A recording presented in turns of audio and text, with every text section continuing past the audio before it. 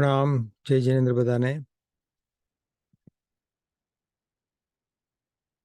Welcome to this class on our ongoing series on the Kalpa Sutra.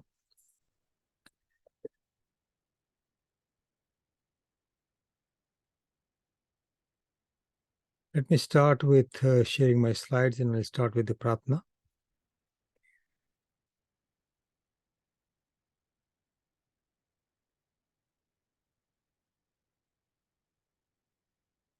Namo Arihantanam, Namo Siddhanam, Namo Ayariyanam, Namo Vatsayanam, Namo Loye Sabbasahunam. Eso Panchanamukaro Sabba Pavapanasano Mangalanancha Sabbesim Padmam Havai Mangalam. Namo Orientanam, Namo Siddhanam, Namo Ayariyanam, Namo Vatsayanam, Namo Loe Sabbasahunam. Eso Panchanamukaro Sabba Pavapanasano Mangalanancha Sabbesim Padmam Havai Mangalam. Namo Orientanam, Namo Siddhanam, Namo Ayariyanam, Namo Vatsayanam, Namo Loe Sabbasahunam. Eso Panchanamukaro Sabba Pavapanasano Mangalanancha Sabbesim Padmam Havai Mangalam.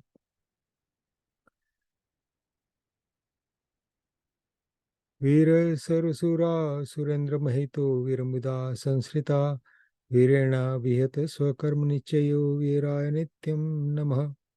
Veera Tirthamidam Pravutamastulam Veera Shaghoram Tapo Veera Shri Druti Kirtikanti Nichaya Sri Veerabhadram Disa Kamathe Dharanendra Cha Sojitam Karma Kurvati Prabhustulya Manovrutti Parshanath Sri Estu यदुवंश समुद्रेन्दु कर्म कक्षुतासन अरिष्ट नेमिर भगवान अभयादो रिष्ट नासन आदिमं पृथ्वीनाथ आदिमं निष्परिग्रहम् आदिमं तीर्थनाथं च ऋषभस्वामिनं स्तुमः मंगलम भगवान वीरो मंगलम गौतम प्रभु मंगलम स्थूलिभद्राद्या जैन धर्मोस्तु मंगलम अंगूठे अमृतवसे लप्तितणा भंडार श्री गुरु Govind समरिये मनवांछित फलदातार.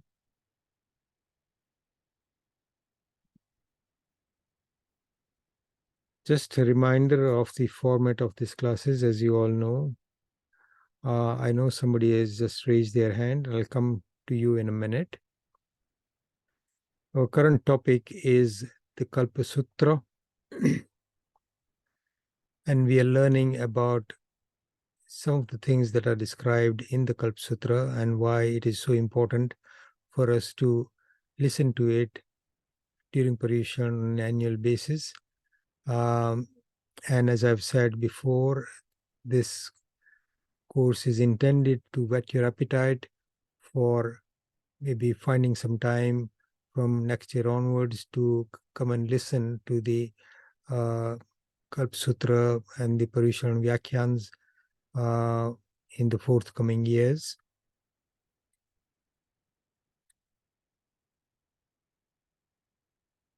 Now, this is just a reminder of what we discussed last week. I won't dwell on these slides.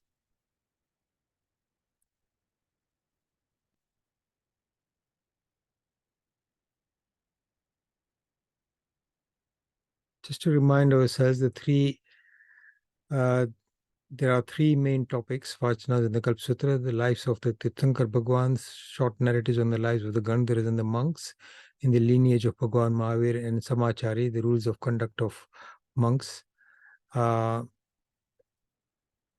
is what's included in the Kalpa Sutra Subodhika that we are using as a reference source for this lecture series.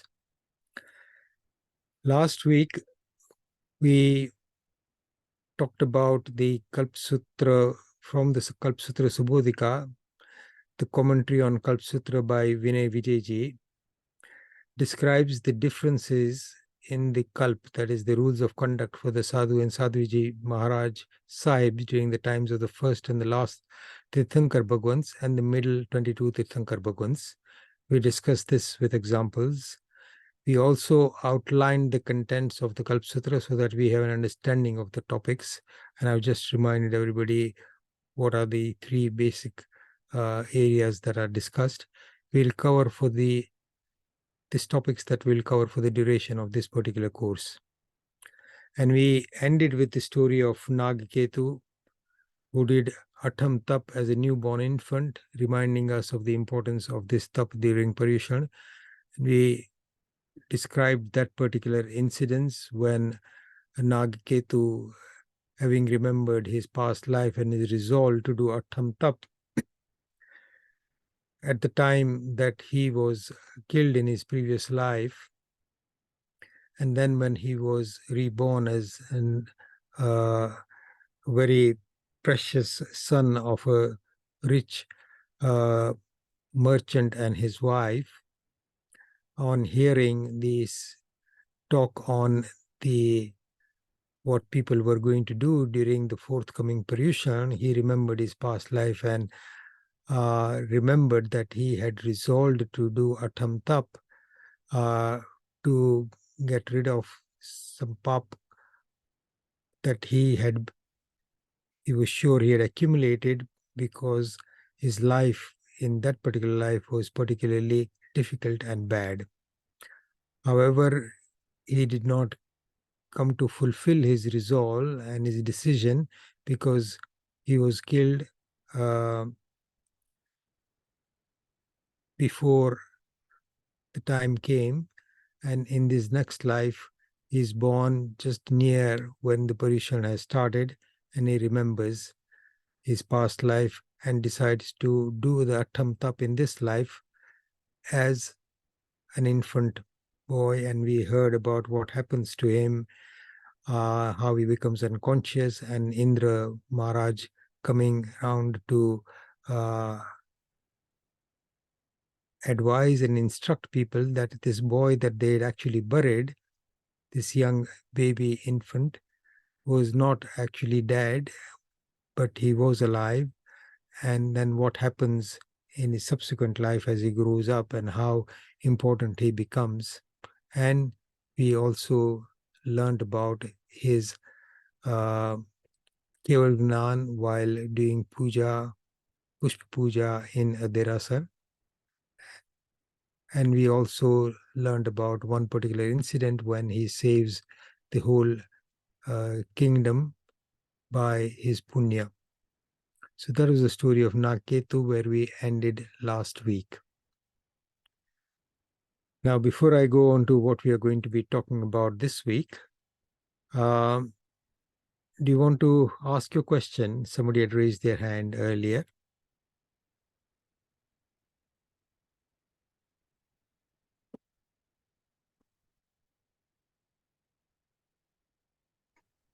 I think they raised their hand in error. Oh, okay. That's fine. Okay. Now, this week, what we're going to talk about may interest a lot of you. And one of the things that I try to understand and incorporate in this lecture series is as to how to meet the needs of all the people who are listening to this on Tuesdays and catching up subsequently. And all of us learn differently. All of us respond to different things. People have asked me about sharing the slides, which may not be an issue, but I'm just worried that the brief description that is included in the slide without the narrative that accompanies it may actually leave a lot of people with more questions than what they may be prepared to take, and they may because we don't have a format where we can actually sit down for a couple of hours and try and understand all the different things that each one of us has doubts about or are finding it difficult to understand. But we will debate about the format of this class later on, some stage when we meet face to face. The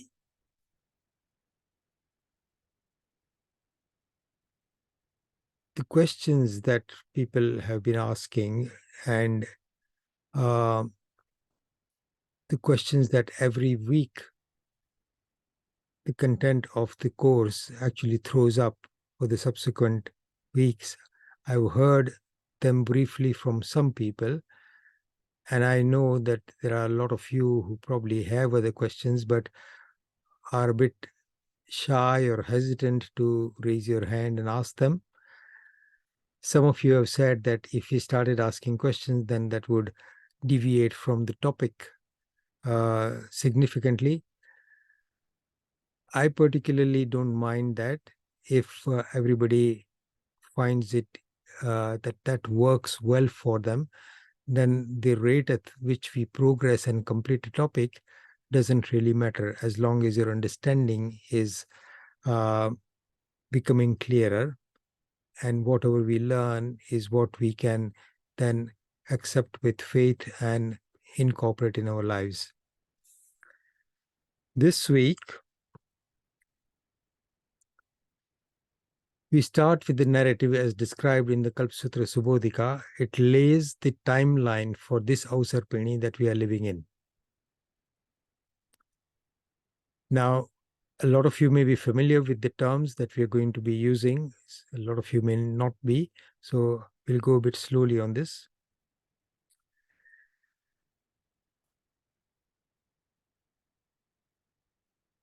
How many of you know that Kal Chakra is consists of two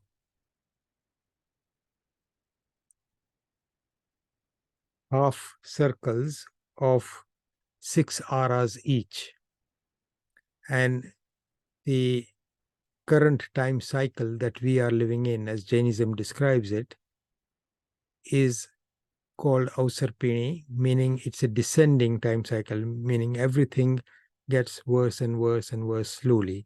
And we are currently in the 5th ara of this time cycle.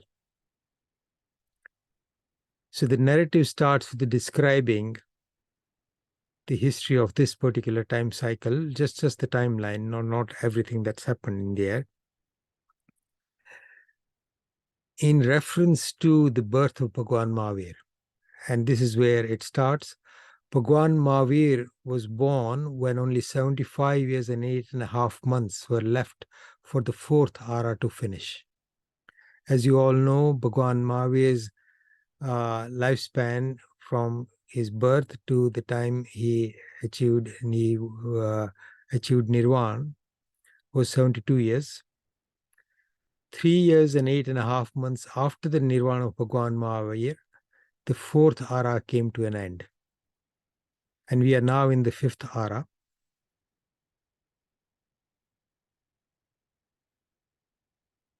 Any questions so far? Because we are going to go into the details of the 6 aras now.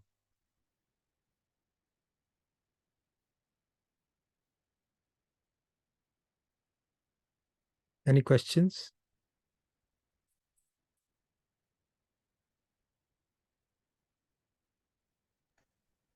I've not received any in the chat. No. Okay. All right. Okay. Those of you who got your cameras on, can I just try and understand how many of you are familiar with these terms or have heard the description of aras before? Those of you who got your cameras on.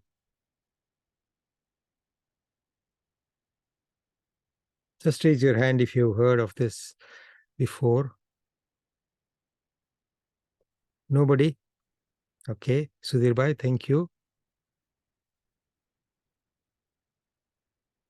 So for the rest of you, all this is very new. Sandeep, thank you. Who else? Sheila Ben? You heard of this, Deepa? Good. Okay. So these terms are familiar to a fair number of you. And for the others, we will go at a slow pace so that we understand this better. Okay. Thank you. Bharatbhai, yes, you know, I know. Okay. Good.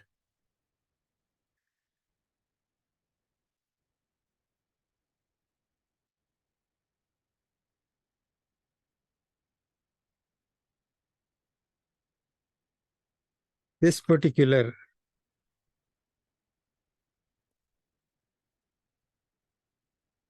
Vyakhyan comes to this point where it's laying the scene for the birth of Bhagwan Mahavir and his Chavan. That means when his soul leaves the Devlok that he was in and gets born or comes into the womb of a mother in this Bharat Kshetra. So that is how the scene is set. And there are some descriptions about and some controversy. Every Tirthankar Paramatma has got what are called 5 Kalyanaks. So 5 auspicious events in their lives. And those are Chavan, meaning the time that the Tirthankar Paramatma's soul comes into the womb of his or her mother for that particular life as a Tirthankar Paramatma. Janma, when Paramatma is born. Chavan, Janma, then Diksha. The Kalyanak, when the Tirthankar Paramatma renounces the world and becomes a monk on his or her own and is then engaged in sadhana to get rid of all the karmas, the Ghati karmas, that ultimately come to a point where all the 4 Ghati karmas are eliminated and the Tirthankar Paramatma achieves Keval Gnan, and that is the 4th Kalyanak. And from that time onward, as soon as the Keval Gnan is achieved, Bhagwan establishes a Tirthankar Paramatma, Tirthna Sthapnara, meaning then the Tirthankar Paramatma establishes the Tirth. So at that time, the whole Sangh is renewed with Ganadhar Bhagwans and then Sadhu, Sadhvi, Shravak, Shravika. And that Tirth then stays until the next Tirthankar Paramatma is born. And the remaining life of the Tirthankar Paramatma then ends with the 5th Kalyanak when their soul goes to moksha. That is called the Nirvana Kalyanak. These are the 5 important events in a Tirthankar Paramatma's life that are described. Now the question arises, what is a Kalyanak and why are this called Kalyanak? The time that we come into our mom's womb is not an auspicious or not necessarily an auspicious event. Nobody celebrates that time. When we are born, a few of us close family members will celebrate, often not on the day, but a few days later. And a few people are happy. Similarly, all the other major events in our lives, there are a few people who know about it. A Tirthankar Paramatma's major events in their lives are called Kalyanaks because at the time that that particular event happens, all life in the universe experiences a sense of peace and happiness for a while, because the strength of the punya and the strength of the Tirthankar Paramatma's good deeds and intentions that actually resulted in them becoming a Tirthankar Paramatma is so powerful that it is able to produce a sense of peace and happiness even in those who are in that time living the life of uh, being in hell, and all beings experience a sense of peace and happiness at that time. That's why they are called Kalyanaks, because for the universe, those events are the harbinger of great good fortune, and a result of the establishment of the Tirth, a huge number of people will then subsequently perform their duties to get them to moksha as well. A lot of others will realize the understanding of what is truth and turn their lives around. So subsequently, in future lives, they have set the path or set on the path towards moksha. And that is the value of Tirthankar Paramatma's Janma, and what we actually uh, experience subsequently during the times that we remember all the good deeds that they have done. And that is why Tirthankar Paramatma's this major 5 events are called Kalyanaks. In this Kalpa Sutra Subodhika, a mention is made of some controversy where somewhere somebody is saying that Mahavir Bhagwan had 6 Kalyanaks. And then there is a bit of a debate about why 6, and that is not true. The first part of the Kyavan Kalyanak event was not necessarily a Kalyanak.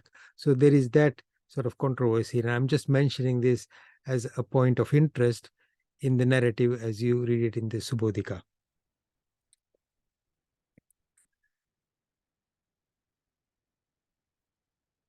पंचतुतरे साइणा परिनिवुडे આ વચનથી મહાવીર પ્રભુને 6 કલ્યાણક પ્રાપ્ત થાય આવી શંકા કરવી યોગ્ય નથી, કારણ કે પ્રભુ મહાવીરને જો 6 કલ્યાણક માનવામાં આવે તો ઉસ ભેણમ અરહા કોસલીએ પંચ ઉત્તરા સાડે અભય છઠ્ઠે ઓથી ઇત્યાદિ શ્રી જંબુદી પ્રગટમાં જે ઉલ્લેખ આવે છે તે પરથી ઋષભપ્રભુના પણ 6 કલ્યાણક પ્રાપ્ત થાય. So these are sort of scholarly debate here that is mentioned in this particular. So for just for people's interest, and they're quoting this Jambudip Pragatpe, they're also quoting Acharang Sutra and Haribhadra Suri Virchit Yatra Panchasak and Abhaydev Suri's commentary on that. Then the description goes on to the Gotra and the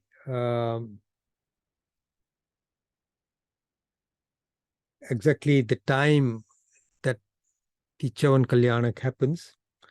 So let's go back. I have not prepared slides on this. I'm just going to talk about the nature of the time cycle here now.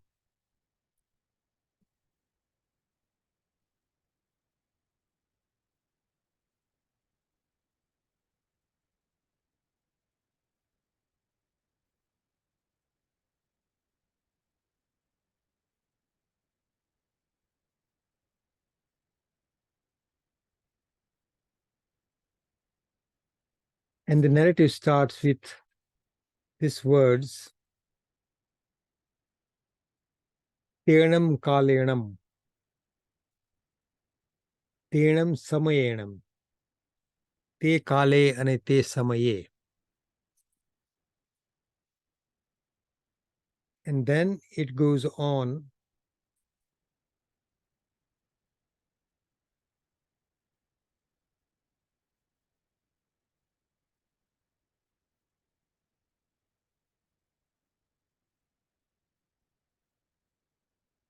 describe the Chavan of Bhagwan Mahavir, and we'll come to that in a minute. But let's just understand the nature of the six aras.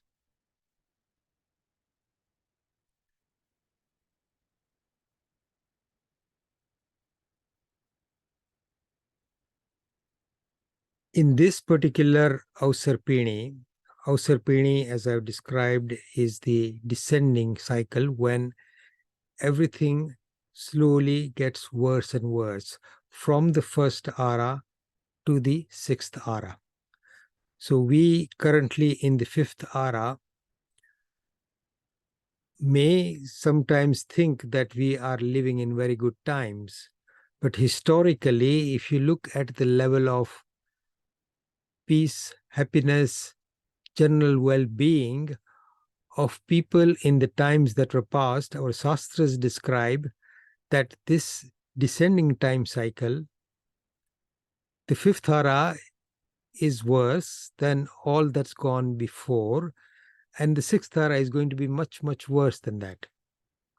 Fortunately, the way the time cycles are divided, the fifth and the sixth aras are only 21,000 years long.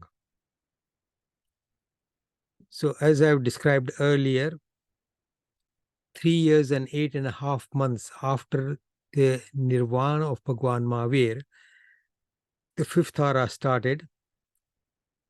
It's about 2,550 years, correct me if I'm wrong, since the nirvana of Bhagwan Mahavir. And so 2,550 minus 3 years and 8.5 months is the duration of this fifth ara that has already been spent. And what is left is about 18,000 plus years of this fifth ara. And things, as Jain Dharma describes, will progressively get worse. So to try and understand what was it like before this, and I mentioned that the fifth and the sixth ara are 21,000 years each. How long are the other aras? And what happens during that time? So what is described here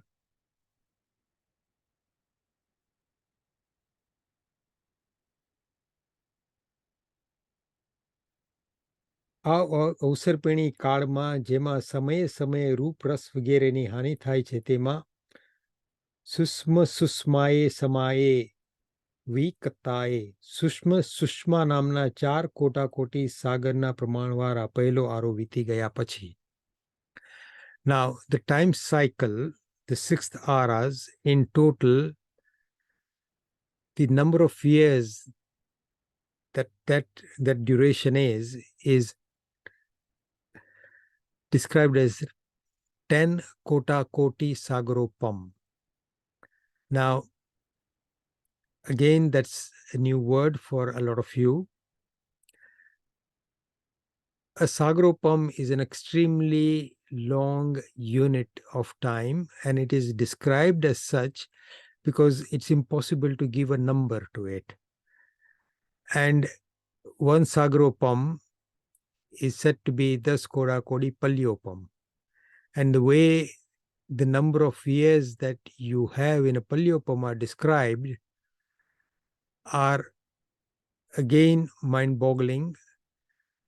It says that if you have a hole dug in the ground, which is about a yojan deep, a yojan wide, and a yojan long, so basically a cubic yojan, and exactly which particular unit of the yojan is used here, I'm not absolutely sure, but it's a huge amount of space. And if that is filled up with very fine hair of Yuglik Manushya, meaning the extremely fine hair, and it is packed so tightly that even if the army of a Chakravati moves on top of it, it will not actually sink any further, meaning it is so tightly packed. And if out of this hole a hair is pulled out once a year, and in some places you may hear the description that once every 100 years, and the time it actually takes for that hole to actually empty of all the hair that are inside is a palyogam. A sagropam is one kodakoti palyopam, and the whole of the half-time cycle, this Ausarpini, is 10 kota koti, means a crore multiplied by a crore. A crore is 10 million, I think. So it's 10 million squared. 10 lakh is 1 million. And then we have crore. There's 1 crore is 10 million.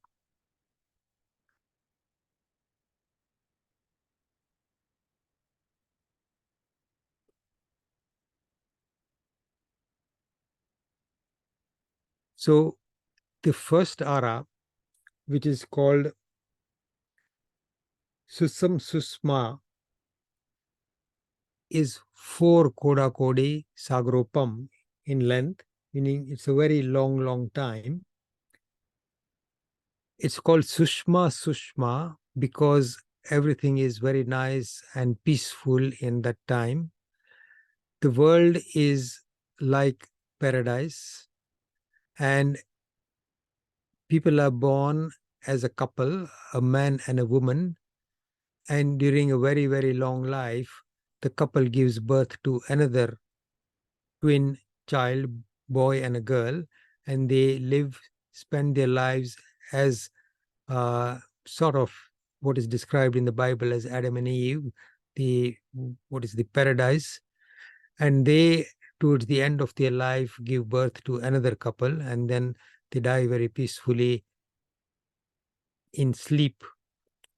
And from that life, as a yugulik manushya, as a man and a woman, they would normally be born again in Devlok, because during that extremely long life, they have actually not committed any great sin that would take them down to hell or to a Tiriyanch Gati. There is one particular exception that happened in this time cycle for us, which will come to that later on. So the first ara is Sushma Sushma, which is 4 Koda Kodi Sagropam. After that is finished, the second ara called Sushma, because the level of happiness is slightly reducing, the length of their lifespan is also slightly reducing, but the Yuglic Kal remains. And what happens in Yuglic Kal, it's another topic. We can sit down and learn about that at some stage. But those of you who read Gujarati and are interested, there is a series of 3 books written by Jai Bhikkhu, who was the father of Dr. Kumar Pal Desai, and he was a fantastic narrator of Jain stories. And 3 of his books titled Bhagwan Rushabdev and then Chakravarti Bharatdev, and I think there is a third title in that particular series. They are written as novels, but they describe a lot of these things in great detail. And it's extremely beautifully written. So those of you who read Gujarati, a lot of these books were at some stage available in Kingsbury Library, Wembley Library, at some stage maybe in Harrow Library, and you may be able to find them again.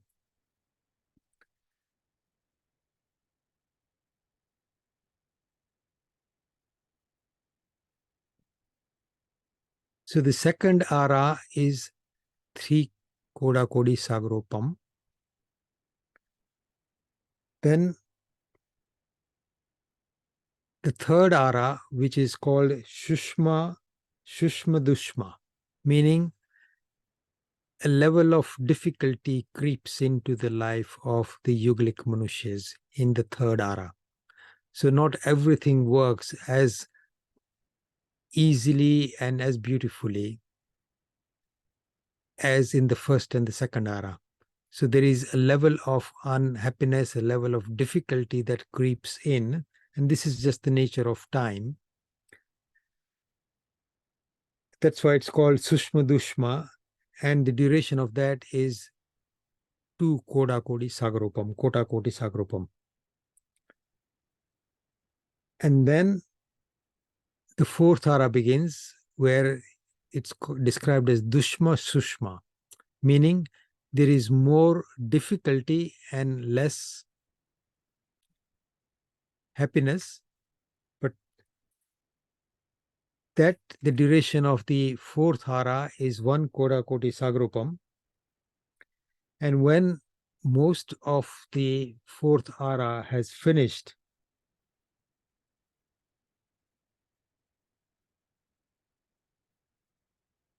and when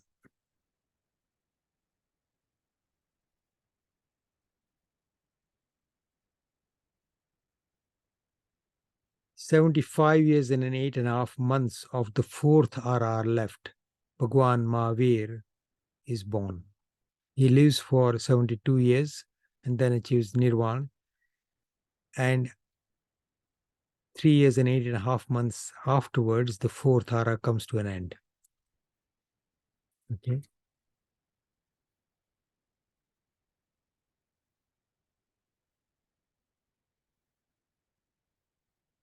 Bhagwan Mahavir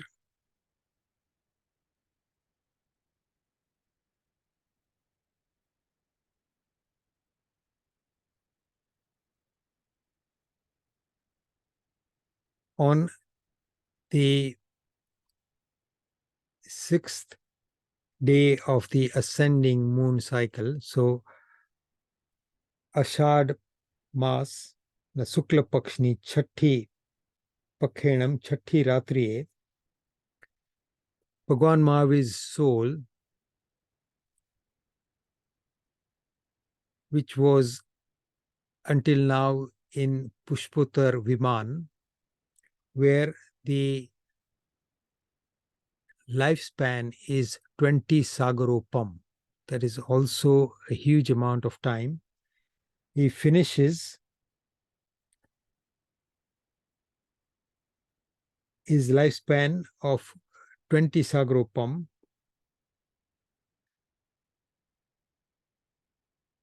and when his lifespan as this Dev finishes,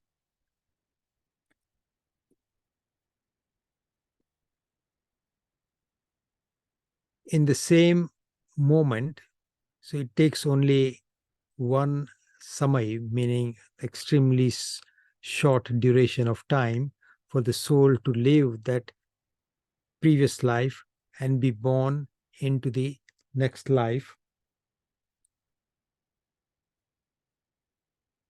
એ વિમાનમાંથી દેવલોકના આયુષ્યનો ક્ષય થવાથી દેવગતિ નામ કર્મના ક્ષય થવાથી વૈક્રિય શરીર સ્થિતિનો ક્ષય થવાથી પૂર્ણ થવાથી અંતરરહિત, એટલે without any real time in between.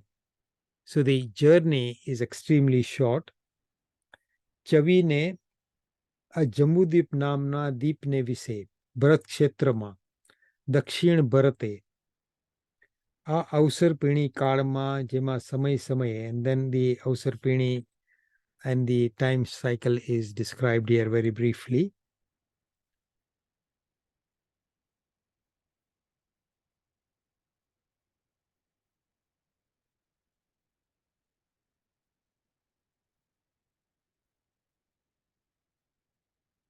And then what is described is that of the 24 Tirthankars, 21 of them were born in the Ikshvaku Kul. Ikshvaku Kul is the lineage from Bhagwan Rushabdev.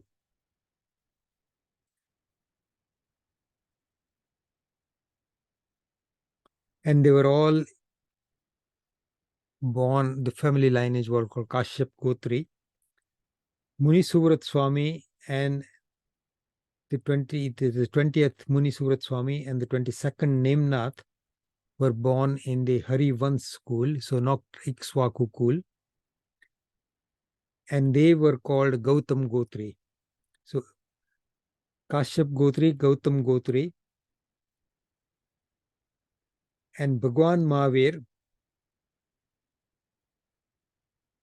soul first comes to the womb of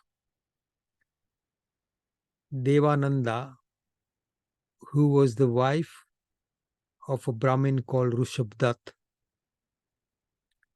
And she was of Jalandhar Gotra. And this happens at midnight in the Uttara Falguni Nakshatra. And that is described. So, Bhagwan, like all Tirthankars, is born with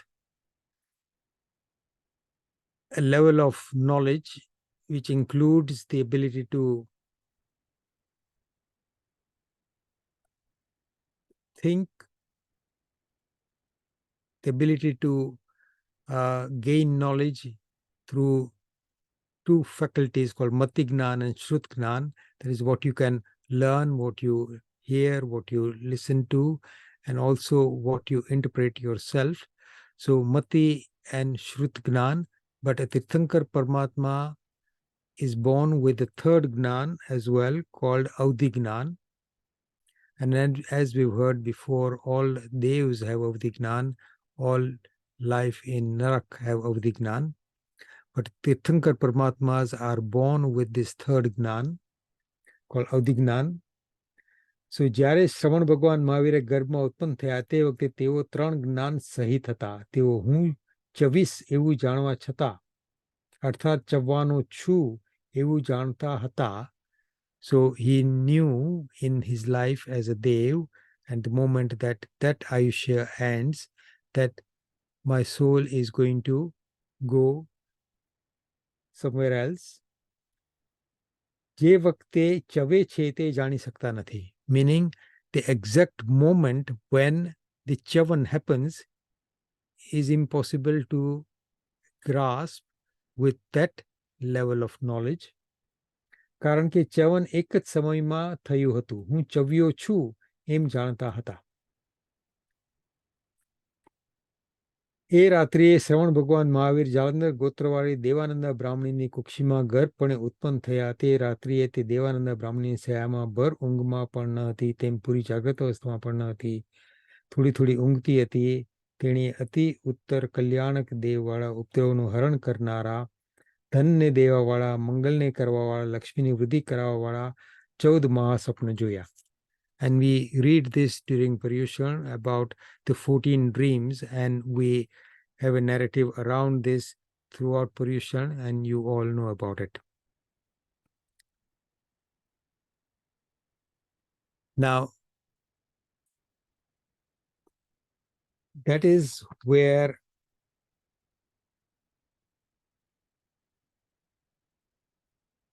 I'm going to end the main topic of this particular class today.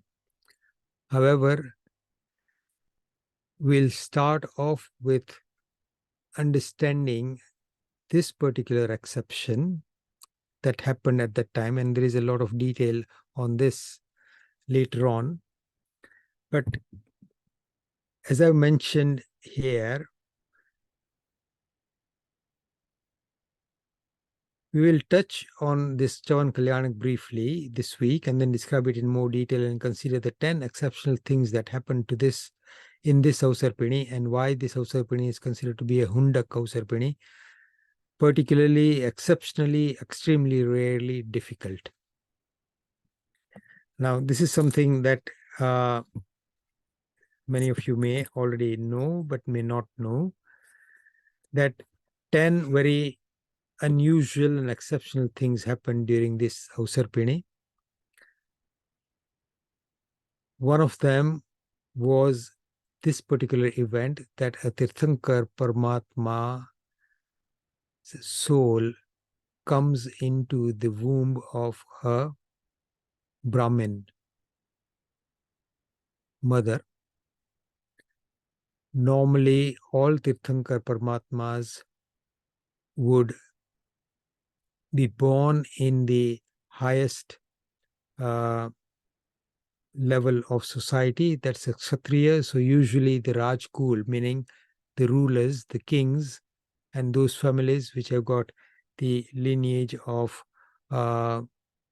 extremely long and auspicious ancestors. And in that kind of family, a Tirthankar Paramatma is usually born.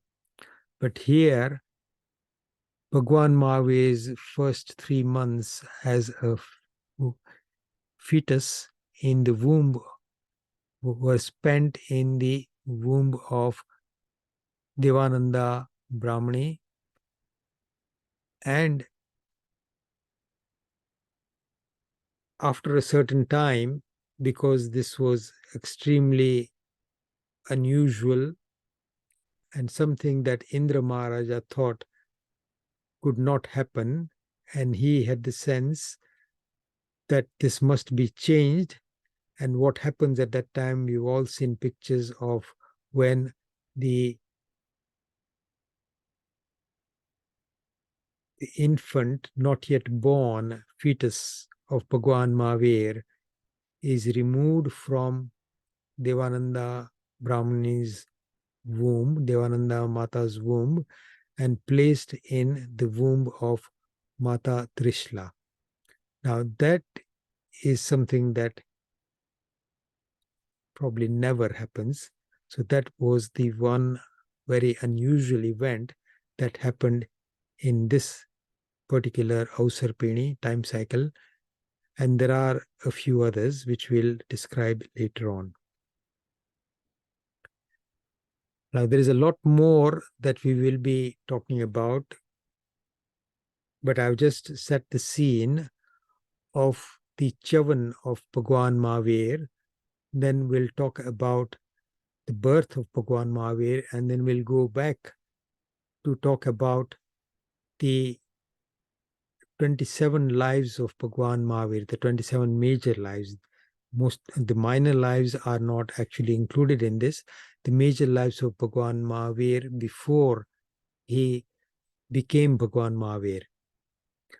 And at this point, what I'd like to focus on is to try and understand or to explain to people why we are talking about only 27 lives. As you all know from our talks before and what you probably already know, Tirthankar Paramatma's lives are described. Say, for example, Bhagwan Parshvanath's 10 lives are described. Bhagwan Mahavir's 27 lives are described, and each Tirthankar Paramatma's lives are described prior to the birth as a Tirthankar Paramatma. If we say that the soul is eternal, the obvious question is, why are we just talking about these 27 lives? I know many of you know the answer, but is there anybody new maybe who wants to try and understand this? Anybody else knows? I know Bharat Bhai knows. I know a lot of you others probably know. Anybody?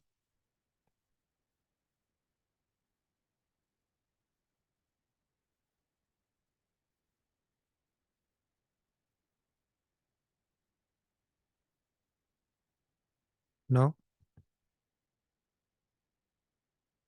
It doesn't matter if you don't make a mistake. It's perfectly okay. We all make mistakes, and we are all in the same boat. I'm learning as much as you are.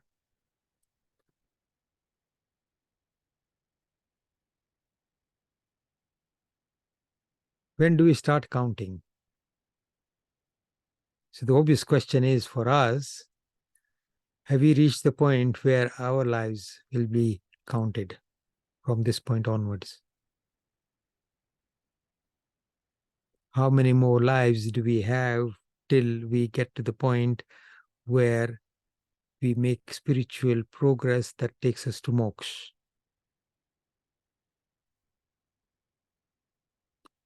So Tirthankar Paramatma's lives before the Tirthankar Paramatma, they're only described from the time that they achieved a level of emancipation, a level of spiritual development that from that point onwards guarantees that within a certain amount of time they will achieve nirvana, keval gnan and nirvana. Now that particular point of or moment of spiritual emancipation development that starts in every soul's journey towards moksha is called the achievement of samyaktva, or the achievement of the uh, level of understanding where you begin to realize who you really are. So all of you have probably heard of Atma Siddhi Shastra. There is a very beautiful English translation of that. And that Atma Siddhi Shastra, it's something that we've talked about before in this class right at the beginning, describes the 6 fundamental truths about the nature of the soul and our experience in life. And those are called the 6 positions of Samyaktva, Samyaktana Shat Sthan. So the point at which a soul achieves Samyaktva, and that particular spiritual level, spiritual understanding, their future journey towards moksha is extremely shortened, meaning that they have reached a state of development from which, even though there may be brief descents, ultimately there is a very, very rapid ascent towards that level of spiritual development where you would end up in moksha. Now, that particular event in any of our lives, so as a soul, when we achieve that particular moment, then we can rest assured that our future is secure. Now, what exactly is that level of spiritual emancipation and what does it mean is something that we've discussed before. Those of you who had started with this class earlier, not in great detail, but that's something that all of us who try and conduct this Swadhyay groups will focus on again and again, because this is something that is absolutely fundamental to an understanding of Jain Dharma and ultimately the path towards moksha. Okay, so Tirthankar Paramatma's life is counted from that particular life onwards. Bhagwan Mahavir's 27 major lives are then described, and we will talk about all those lives as we go along. The other exceptional and unusual events that occurred during or have occurred during this Avsarpini, a lot of you know about some of those events. some of you may not know about some of the less commonly described events, but we will start concentrating on those unusual events probably next week onwards. And there are stories attached to all those 10 events, which we will then relate. For this particular event in Bhagwan Mahavir's life, when he is born in the womb of Devananda Brahmani from Devlok, there is a particular event in his previous life related to that, which we may describe next week to begin with briefly, but we will need to discuss that in greater detail at one of the other classes when we talk about the 27 lives of Bhagwan Mahavir. Okay. So I know I've laid a lot of new terms, words, introductions to different topics, a lot of different concepts, and I'm sure you're all buzzing with questions.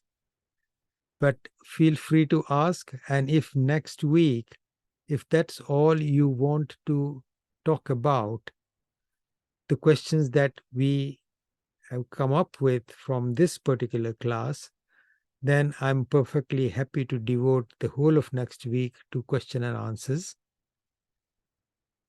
So if you need to listen to this again, write down your questions and come prepared next week. Bijal has raised a hand. Bijal, do you want to ask? Pranam Jai Jinendra. Pranam. You talked about aras, Mhm. and we are in the fifth ara. Yeah. And I've heard in Mahavidya Kshetra Mhm. is permanently in the fourth ara. Yep. What about the other Kshetras like Airavat and so on? Is it same as here, or is it? Yeah. How does it work? So I'm glad you asked, because I didn't cover that, because partly because I wanted to cover a bit more ground, and I'm glad that question has arisen, and I was hoping that it would.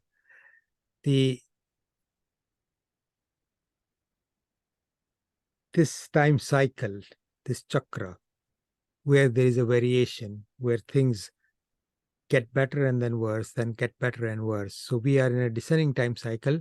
In the next Utsarpini, when things actually begin to improve, the first and the second ara are similar to our fifth and the sixth ara, sixth and the fifth ara, and then gradually things get better until we come down to the sixth ara of the next time cycle, that's Utsarpini, where things are very similar to the first ara of the Ausarpini, that is the descending time cycle. Now, this only happens in the 5 Bharat and the 5 Airavat Kshetras. This does not happen in the 5 Mahavida Kshetras, where there is always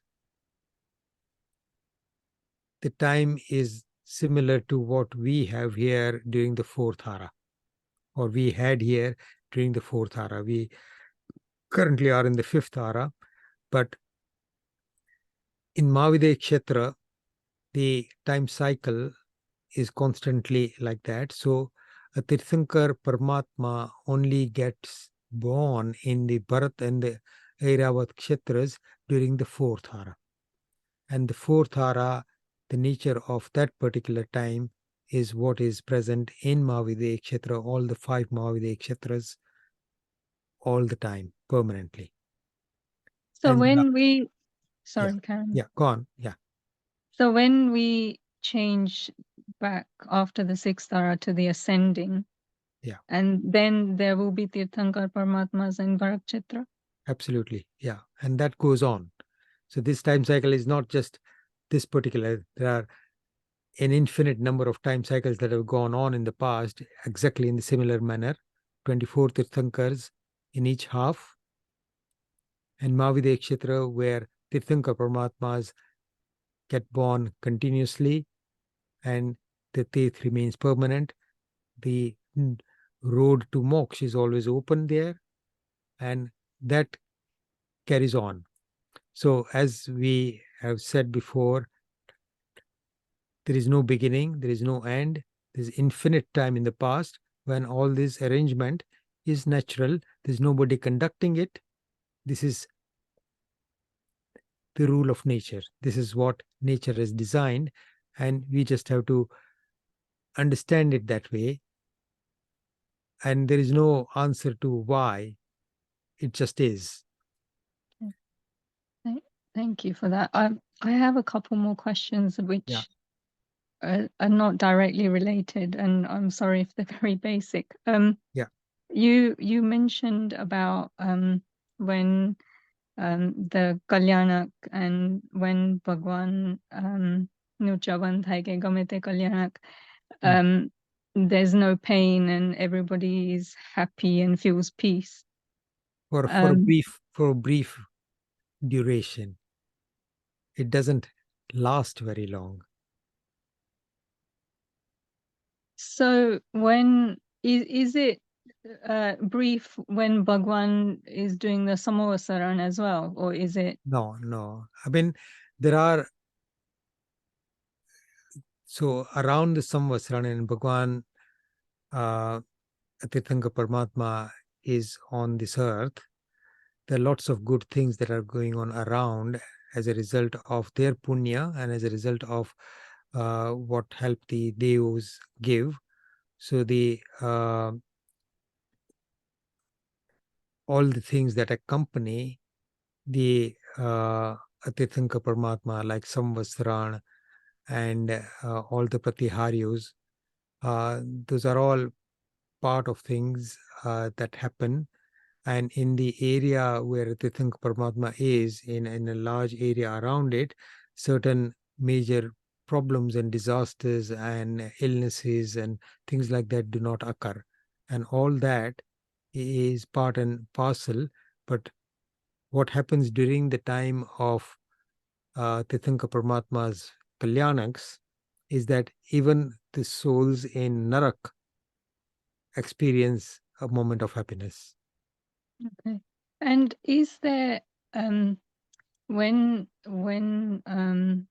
Tirthankar Nam Karma Nikachit Thai, is that around Keval Gnan, or it's not?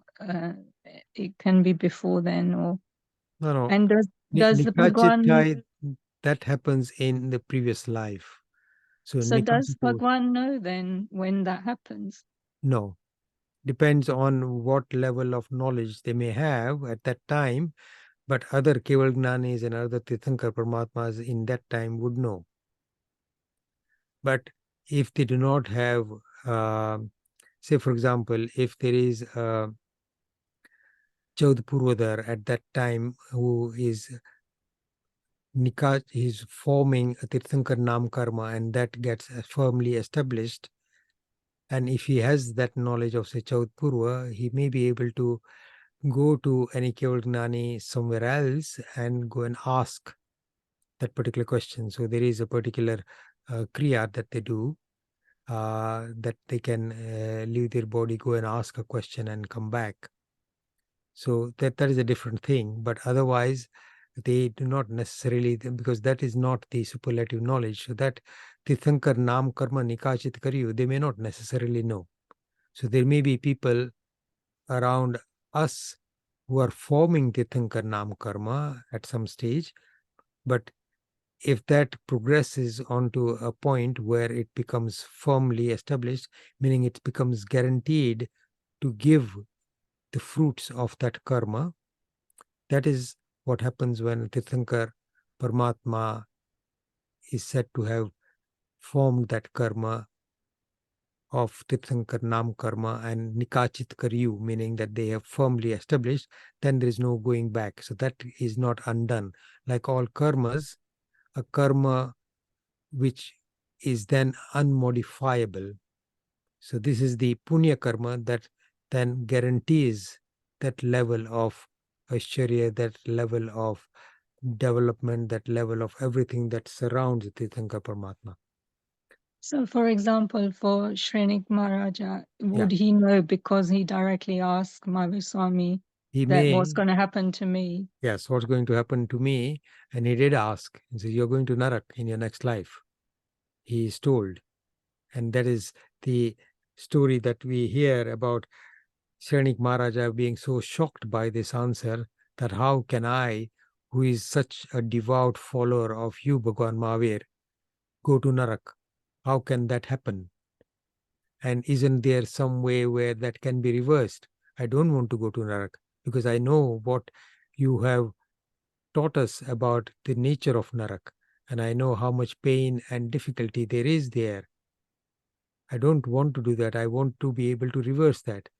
And he just can't accept that fact. So Bhagwan Mahavir, as a means of convincing him, because he understands that he is not going to understand this unless there are this understanding that there are some things which are inevitable. So he has actually firmly established a pap karma which has guaranteed that he will go to Narak. And it describes exactly how that happened, that had happened to Shrenik Maharaja. And most of us have heard that story before, but we can talk about that story at some stage in the future if those who have not heard it. And the three incidents that he then describes, that to say that if you can achieve this, any one of these three impossible things, then your Ayusha karma in your next life in Narak can be eliminated. But obviously, as we know, none of those things were possible. He tries, but he fails. So he didn't find out that he's going to become a Tirthankar. At that point, I think, and Bharatbhai, correct me if I'm wrong, when Shrenik Maharaja expresses this regret, Bhagwan Mahavir actually does tell him that your life after this is going to be that of a Tirthankar Paramatma as the first Tirthankar Paramatma of the next ascending time cycle. Is that correct, Bharatbhai? Yes, Ajitbhai, that's correct. Yeah. So Shrenik Maharaja is told at that time. So he then knows, because he's been told by Bhagwan Mahavir, not that he has gained that level of knowledge himself. Are we out of time?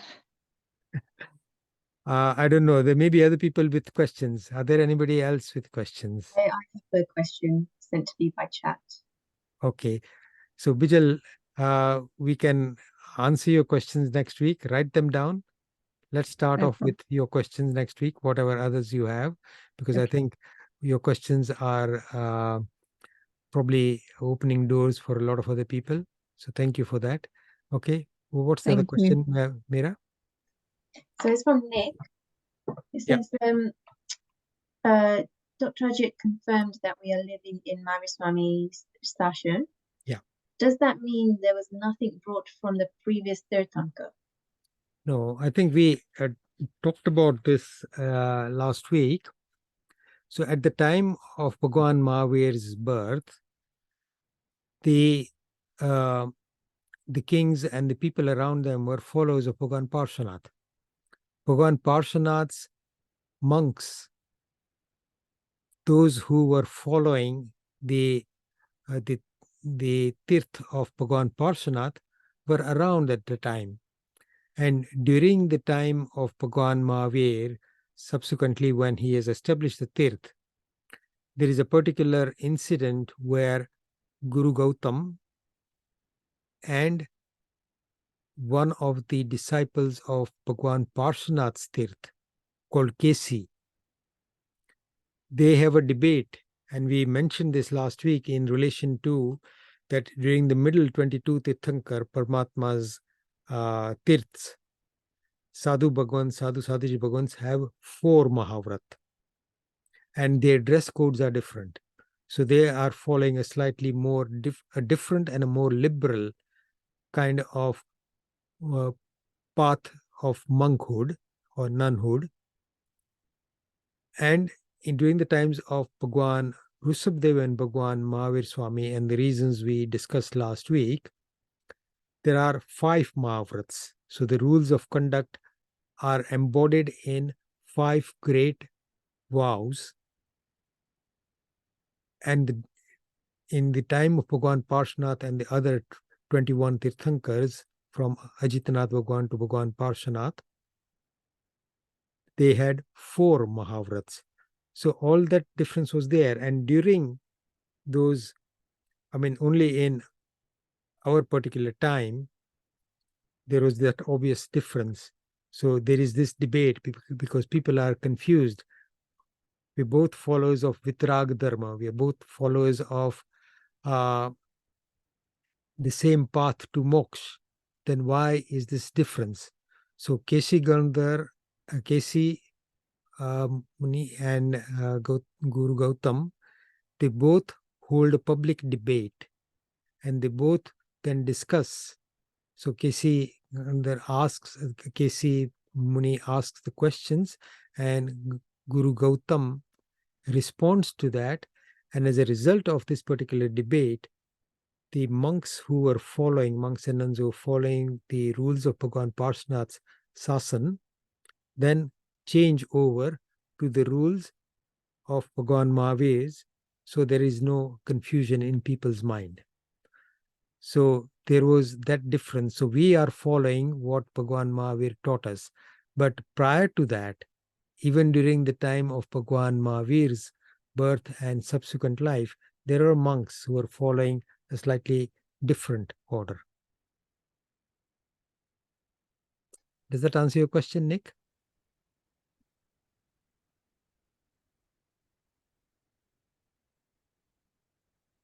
You can unmute.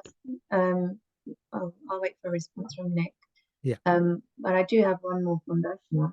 Yeah. There's, is it true that one can only go to Mahavir Kshetra from India? If they are living elsewhere, is it impossible? I've not heard of that, Darshana. I don't know if anybody has held anything differently. Whether our next life is in Mahavir Kshetra or not is something that we wouldn't know, we won't know.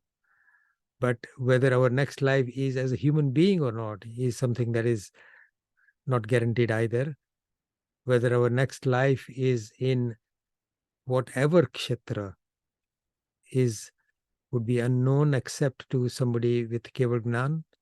And the only person who could be answer this question is one of the Tirthankar Paramatmas or their Keval Gnani Muni Bhagwans. So as far as I know, there is no, if you are in a kshetra where your ability to follow a path towards moksha and prepare yourself and engross yourself in that path throughout your life, so that at the time when you form the karma for your next life, if you are in that state of elevation, then yes, it may guarantee you a good life next time. It may be in Mahavir Kshetra, wherever you are now. It doesn't necessarily have to be in India, but maybe what you heard is that people mentioning that there is a greater chance. But that's not necessarily true for everybody, because you may have everything around you, but the nature of your life and what you actually believe in and what you actually practice may be very different. So there may be some very spiritually emancipated people around us here or in other foreign countries. That is possible. Any comments from anybody? No, I think they've Bharatbhai? answered their questions perfectly. I'm moving to India. You're moving to India, okay. You are? Bijal? No, only if there's a greater chance. Well, it depends on you. Kshetra is important, but there is no guarantee. then there is no guarantee that people in India don't go to Narak. I'm joking, sorry. There is an equal chance that that can happen from anywhere. Okay. All right. No other questions? I think No further questions. we have run out of time, but please,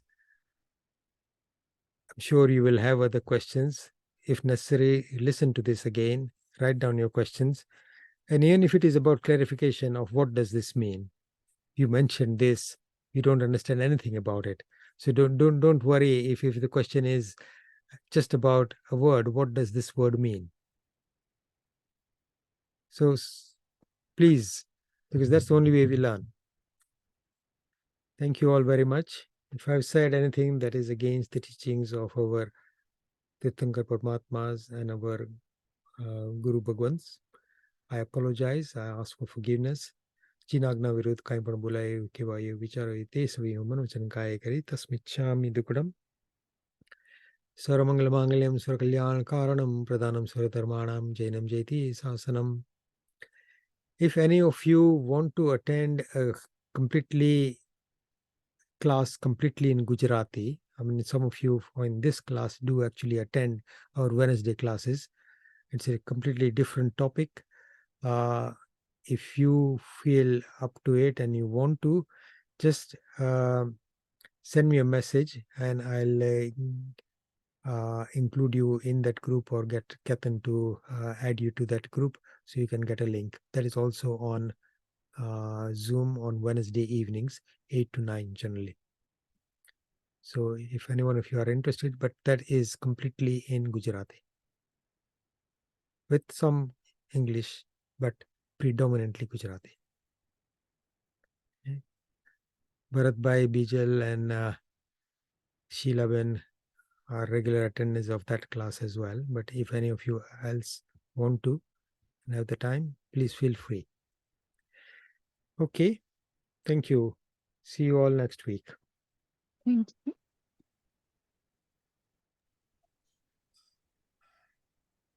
Pranam Ajitbhai, thank you. Pranam, thank you.